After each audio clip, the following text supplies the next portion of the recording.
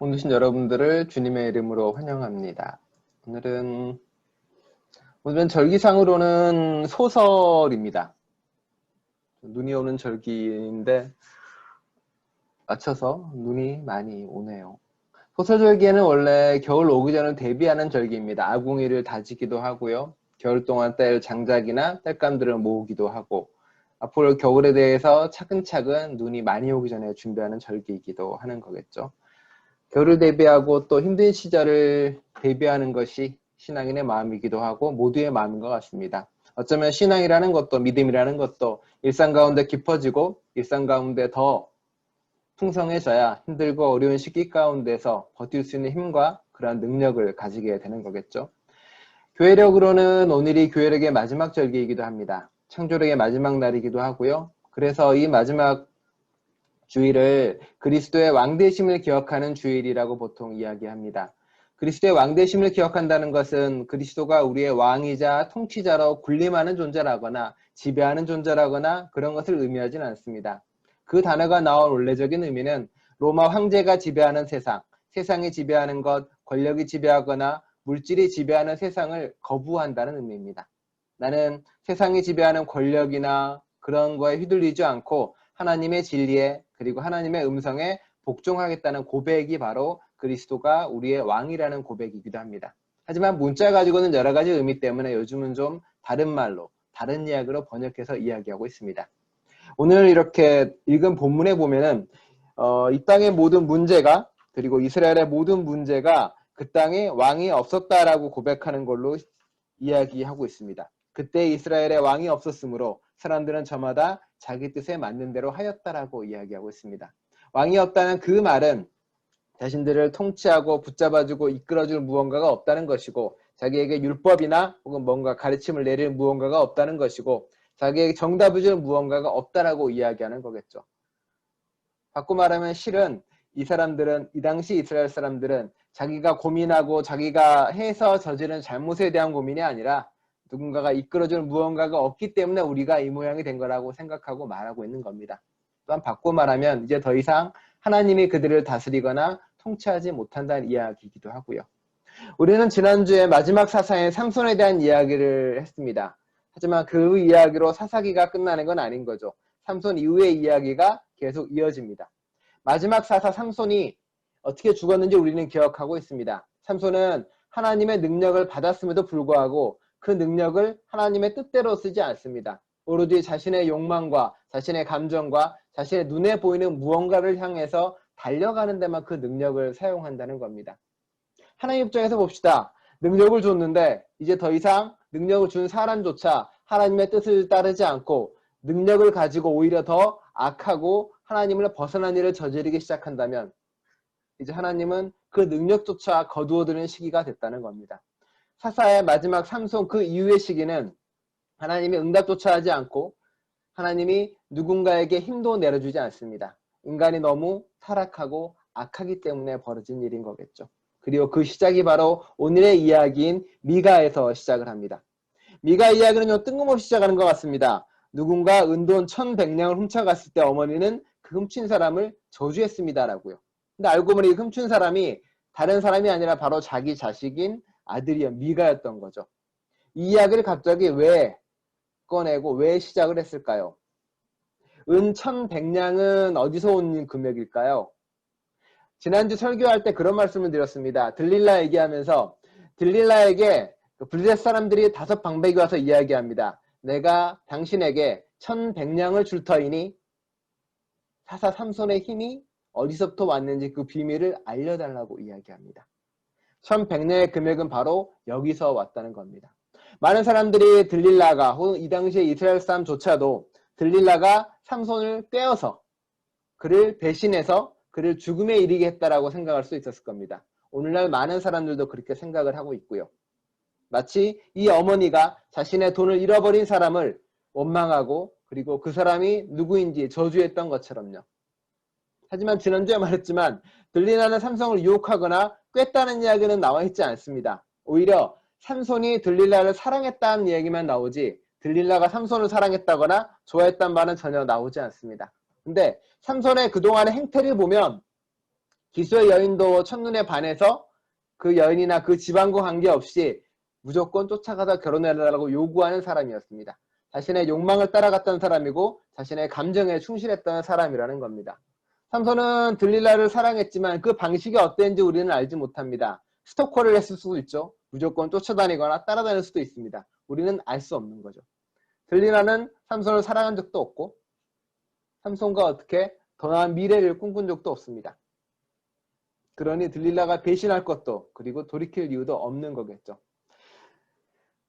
그 이야기를 해주고 있는 겁니다. 은 1100냥을 훔쳐간 들릴라 그리고 1100냥의 값어치로 삼손을 팔아넘겼다고 믿어지는 그 들릴라가 아니라 사실은 미가 이스라엘 사람들의 잘못이고 이스라엘 사람들이 1100냥을 훔쳐간 것이고 이스라엘 사람들의 책임이다라고 이야기하고 있는 겁니다.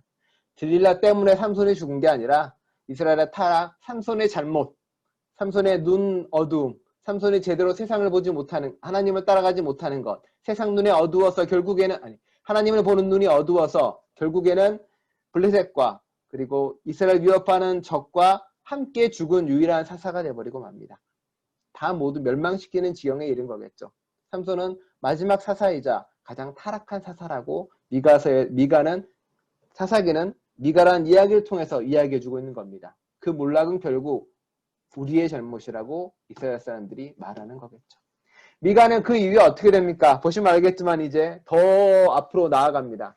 삼손은 하나님의 능력을 받아서 자신의 욕망을 추구했지만 이제 이스라엘 사람들은 하나님에게 뭔가를 묻거나 요구하거나 능력을 바라지도 않습니다. 그저 하나님을 복주는 존재로 두고 싶어 합니다. 자기 집에 신당도 하나님을 위한 하나님의 집도 세웁니다. 거기에 제사장 옷이라는 에봇도 갖다 놓고요. 드라비나 다른 그 우상도 갖다 놓습니다. 동시에 자기 아이들 중에 한 명을 제사장으로 삼습니다. 그래서 복을 빌어달라고 이야기하는 거죠. 하나님의 역할을 복비는 존재로 규정을 시켜버리는 겁니다. 그 다음에 또 어떻게 하냐면 떠돌아다니던 레위지파 청년을 데려다가 제사장으로 삼아서 그 신당을 자신이 만든 하나님의 성전 같은 거를 섬기게 만들어 놓았다는 겁니다. 모든 것을 미가가 이스라엘 사람들이 자신의 마음대로 만들어서 하나님의 뜻과 관계없이 살아가는 거죠. 그리고 미가에는 그걸 통해 하나님이 복 줄 거라고 믿었다는 겁니다. 가장 큰 문제는. 잘못된 신앙이 가지는 문제고 잘못된 신념이 그렇게 이어가는 거겠죠. 그 뒤에 어떤 사건이 벌어지냐면 단지파가 삼손이라는 이런 문제를 통해 자신의 땅을 찾지를 못합니다. 그래서 단지파가 자신의 땅을 찾아 떠돌아다니는 중에 미가의 집 앞을 지나게 됩니다. 이런저런 사건을 거둬서 어떻게 하냐면 미가의 모든 재산을 다 가지고 딴 곳으로 가게 됩니다. 여기 있는 레위지파 청년 제사장까지 데리고 딴 곳으로 떠나버리게 되는 거죠. 단지파 사람도 그렇죠. 떠나가면서 자신의 민족의 것을, 자신의 동포의 것을 약탈해가지고 다른 곳을 침공하러 떠나는 겁니다. 그리고 이야기합니다. 아, 하나님이 주신 땅이야. 근데 그것도 전혀 아닙니다. 하나님이 주신 땅이 아니라 자기 마음대로 정해놓고 하나님이 줬다라고 이야기하고 말하고 있는 거겠죠. 그리고 그 모든 문제가 바로 왕이 없었기 때문이라고 이야기하고 있습니다. 왕이 없다는 말, 그 말은 하나님이 다스리거나 지배하는 것이 아니라고 말씀드렸습니다. 하나님이 다스리는 나라는 어떤 나라이고 하나님이 다스린다는 의미는 어떤 의미를 가지고 있는 걸까요? 예전에 한번 저희가 말씀드린 게 있는데 하나님의 나라라고 우리는 번역하고 있습니다. 바실리아라는 건데 하나님의 통치가 이루어지는 세상, 그리고 하나님의 정의가 이루어지는 세상입니다. 그거를 영어로 번역하면 이제 킹덤이라고 종종 옛날에는 번역을 했습니다. 왜? 하나님이 왕이고 그 왕이 다스리는 영지니까 킹하고 도미트리 해가지고 합쳐서 킹덤이라고 이야기를 했습니다. 근데 요새는 킹덤이라고 번역하지 않고 킹덤이라고 번역을 합니다. 킨의 뜻은 영어로 혈연이나 혈족을 의미하고요. 관계, 친족 등등을 의미하고 있습니다. 바꿔 말하면 하나님의 나라는 하나님이 어떤 왕으로서 군림하거나 통치하거나 지배하는 세상이 아니라고 말하고 있는 겁니다. 킹덤의 뜻은 관계인 거겠죠. 모두가 평등한 곳에서 모두가 관계를 맺고 모두가 동등한 사람이라는 겁니다. 혈연과 혈족의 의미는 좁은 의미로는 우리 모두가 그리스도의 피로 묶인 사람들이라는 것이고 그리스도의 보혈로 우리가 하나 된 사람이라고 고백하는 겁니다. 하지만 더 큰 깊이로 들어가면 어떤 의미가 있냐면 우리는 모두가 다 한 공동체 안에 한 형제이고 한 자매라는 고백이고요. 바꿔 말하면 우리는 모두가 하나님의 생명을 나눠받은 사람이라는 고백입니다. 다스리는 존재가 아니라 평등하게 우리 모두가 함께 살아가는 나라라는 겁니다. 누구 하나 지배하는 사람 없고요. 누구 하나 다스리는 사람 없고요. 무엇 하나 옳다는 원칙으로 통일되지도 않습니다. 이게 맞아, 이거에 모두 따라. 이 법이 맞으니까 이곳에 모두 따르라고 이야기하는 것이 아니라 오로지 동등한 관계 속에서 서로를 존중하고 서로를 사랑하고 환대하며 사랑하는 공동체가 바로 하나님의 나라라는 공동체입니다. 나의 옳음을 남에게 강제하거나 주장하지 않습니다. 끊임없이 서로가 서로를 환대하면서 이야기하고 나누는 공동체가 바로 하나님의 공동체인 거겠죠. 사사기의 사람들은 자신들의 어리석음과 자신들의 죄악과 자신들의 잘못을 스스로 때문이라고 생각하지 않습니다. 그건 마치 우리를 다스리는 왕이 없어서라고 이야기할 뿐입니다. 나의 잘못이 아니야. 구조가 문제지. 나의 잘못이 아니야. 정치가들이 문제지. 나의 잘못이 아니야. 다른 이들의 문제지라고요. 그게 바로 왕을 바라는 이유였고 왕을 꿈꾸는 이유이기도 했습니다.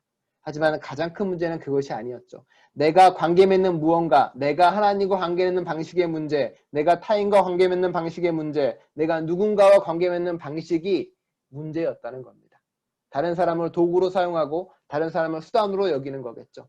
단지파가 미가 집 앞을 지나가면서 한 동포나 한 생명으로 여기지 않고 돈을 많이 가진 누군가였고 뺏을 무언가가 있는 사람으로 봤다는 것이고, 미가도 지나가는 레위 청년을 바라볼 때 저 사람이 우리 제사장이 돼가지고 나에게 이익을 가져다 줄 존재로 봤다는 겁니다. 데려와서는 어른처럼 모시겠다고 이야기하지만 정작 그를 친아들처럼 대했다라고 이야기합니다. 어른으로 모신 게 아니라 손 아랫사람으로 대우하고 마음대로 부려먹었다는 거겠죠. 하나님의 나라, 이스라엘이 꿈꾸던 왕이 있는 나라는 그들이 꿈꾸던 방식으로 사회 구조나 이런 것의 문제가 아니라 어떤 관계를 맺고 다른 사람과 어떻게 살아가느냐가 중요한 곳이 바로 하나님의 나라라는 겁니다. 얼마 전에 읽은 책입니다. 새벽 3시의 몸들에게 질병, 돌봄, 노년에 대한 다른 이야기라는 책입니다. 새벽 3시의 몸들입니다. 여기에 나와 있는 이야기들은 바로 나이듦, 그리고 병든 사람, 치매, 아픈 사람, 만성 질환에 시달리는 사람, 시한부 생명을 살고 있는 사람들, 그리고 혹은 그 사람들을 돌보는 가족들, 그 사람을 돌보는 노동자들에 관련된 이야기입니다. 그리고 그들 간에 서로 의지하고 묶여 사는 이야기지만 동시에 그것이 사회의 구조적인 문제이기도 하면서 그리고 그걸 넘어서기 위한 서로 간의 돌봄과 의지에 대한 이야기이기도 합니다. 그 책에 나온 부분을 잠깐 읽어보겠습니다. 아프고 나이 들어가는 몸은 우리를 다른 장소로 데려간다. 때로 대단히 무서운 곳이기도 한 그 낯선 장소에 황망히 떨궈진 우리는 어떻게든 산다. 살아있으려는 발버둥은 우리를 변화시킨다. 새벽 3시는 이 변화들이 가장 날카롭게 지각되는 시간이다. 통증에 들쑤심에 속절없이 지새우는 밤의 새벽 3시를 쏟아지는 잠을 떨치며 지친 몸으로 아픈 이에 정같지 않은 몸을 마주하게 되는 새벽 3시를 떠올려보라. 가장 아끼는 음악의 축복 속에서 몽상의 글귀를 암송하고 사위의 문장들에 공명하며 그렇게 자기만의 머리맡을 지키는 새벽 3시를 나이 들어가며 정같지 않은 몸을 마주하게 되는 새벽 3시를 떠올려보라. 새벽 3시 가장 아끼는 음악의 축복 속에서 몽상의 글귀를 암송하고 사위의 문장들에 공명하며 그렇게 자기만의 우주를 누리던 저 숱한 새벽의 3시의 시간들은 이제 알 수 없는 미지의 세계로 몸이 우리를 데려가는 시간들로 바뀐다. 새벽 3시라는 그 시간 자체가 젊었을 때 건강할 때는 아무 문제가 없고 오히려 낭만적이고 피곤하지만 자기에게 집중할 수 있는 시간일지 모르겠지만 몸이 아프고 병들고 나이 들고 힘든 시간에 마주하는 새벽 3시의 시간은 힘들고 괴로움이고 그리고 아픔과 고통이고 외로움의 시간이라고 이 책은 말하고 있습니다. 그 시기에 대해 그 시간에 대해 이렇게 이야기합니다. 가장 아팠던 시기에 나는 내가 이곳에 없다고 느꼈다. 나는 절벽에 땅속에 땅에 황무지에 있었다. 이곳이 아닌 곳에 있다는 감각 혹은 황무지를 끝없이 걷고 있다는 감각, 그건 오직 나만 겪고 나만 아는 것이라고 생각했다. 이걸 아는 사람이 세상에 아무도 없다. 외로움은 센티멘탈한 것이 아니라 혹독한 것이었다. 이 책이 말하고 싶은 이야기는 그 이야기입니다. 사람이 삶을 살아가면서 많은 사람들은 이렇게 주장합니다. 독립적으로 살아가는 것, 건강하게 삶을 살아가는 것, 누군가한테 의존하지 않고 삶을 살아가는 것이 가장 바른 삶이고 옳은 삶이라고 우리는 배우고 가르칩니다. 그리고 우리 또한 그렇게 생각을 하죠. 독립적으로 살아가는 것이 바른 것이고 경제적으로 자립하는 것이 옳은 것이고 그리고 튼튼한 것이 정상이라고요. 하지만 바꿔 말하면 우리는 그런 마음 때문에 경제적으로 누군가에게 의존하는 사람이나 몸이 아파서 누군가에게 기대는 사람이나 여러 가지 힘든 마음 때문에 도움이 필요한 사람들을 우리는 정상이 아니라고 밀어내거나 그리고 한쪽으로 보는 경향이 있다는 겁니다. 서로가 의지하고 함께 살아가는 삶으로서가 아니라 온전히 건강해야만이 대우받는 세상에 대한 이야기입니다. 그렇지만 그 아픈 사람들에게도 그 힘든 사람에게도 함께하는 사람들이 있고 손잡아주고 도와주는 사람이 있다는 겁니다. 그리고 그것은 도움 받는 사람이나 도움을 주는 사람이나 서로가 힘들고 괴로움에도 불구하고 그렇게 살아가는 것이 맞는 것이라고 말합니다. 하나님의 나라, 하나님의 세상은 서로가 온전히 독립하고 서로가 너무 잘나서 당당히 홀로 서게 만들어주는 세상이 아닙니다.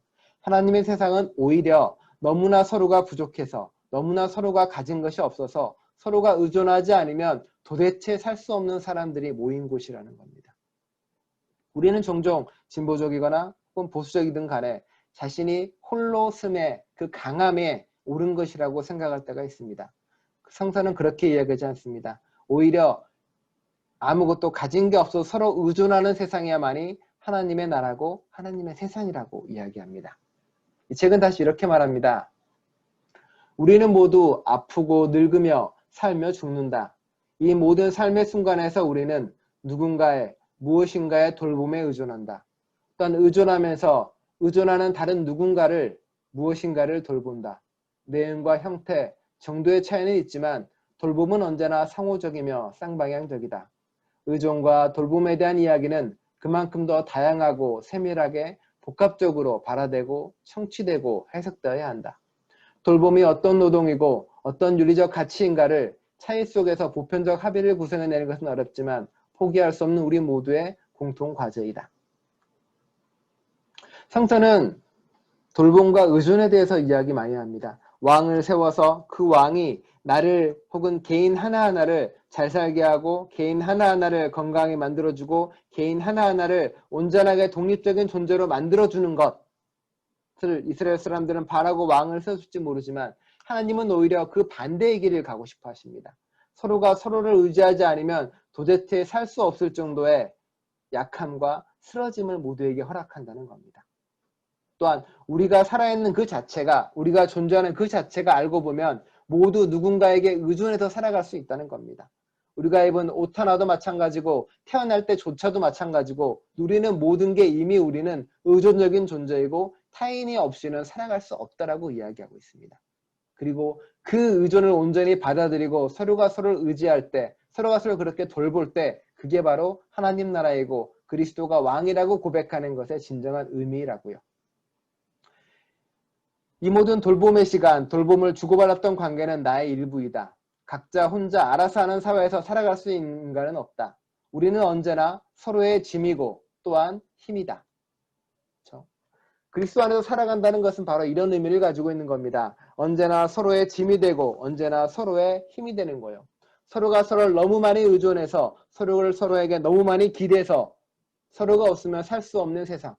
그리고 그것을 온전히 알 때 우리는 돌보시는 하나님이 나를 어떻게 돌보는 것을 알게 되시고 돌보시는 하나님이 이웃을 통해서 나에게 어떻게 역사하시는가를 비로소 깨닫게 되는 겁니다. 나 홀로 살아가기 위해 애쓰는 사회 속에서 그리스도인들은 나와 다른 사람이 서로 의지하며 함께 사는 세상을 꿈꾸는 사람들입니다. 이스라엘 사람들이 왕을 끊임없이 꿈꿨고 그 왕 때문에 결국은 망하고 무너지고 왕을 세우기 위해서 싸우고 죽이는 역사는 바로 그 진리를 모르기 때문에 그러합니다. 대신 저와 여러분들은 나라는 존재는 없는 것이고, 사실 우리는 서로가 서로에게 온전히 의존해야만 살 수 있는 존재이고, 바꿔 말하면 하나님의 돌봄이 있어야만 살아갈 수 있는 존재라는 것을 온전히 깨닫고 살아가는 저와 여러분 될 수 있기를 간절히 축원드립니다. 기도하겠습니다. 하나님, 우리는 홀로 모든 걸 준비해야만이 건강하고 그것이 맞다라고 믿으며 자라왔습니다. 노후도 내가 준비해야 되고, 건강함도 내가 챙겨야 되고, 홀로 경제적으로 자립해야 되고, 다른 사람의 도움을 받는 것은 수치스러운 일이고, 그리고 누군가의 도움을 받아가는 삶은 창피하고 부끄러운 거라고 배우고 알아왔습니다. 하지만 주님은 우리에게 알려주십니다. 도움을 받고 함께 의존하고 함께 살아가는 것이 당연한 것이라고요. 하나님은 우리에게 다스리는 존재가 아니라 돌보는 존재로 함께 하시고, 내가 의존하고 나를 의지하고 지지하는 모든 사람들 가운데서 하나님의 돌봄이 있음을 기억합니다. 그 돌봄 가운데 삶을 받아들이는 죄 될 수 있도록 이끌어 주옵소서. 지금 어딘가에서 새벽 3시에 자신의 고통과 아픔에 외로움에 눈물을 흘리고 괴로워하는 사람들, 삶의 흔들림 속에서 힘들어하는 사람들에게 의지가 되고 의존이 될 수 있는 저희가 될 수 있도록 함께하여 주옵소서. 예수 그리스도의 이름으로 기도드립니다. 아멘.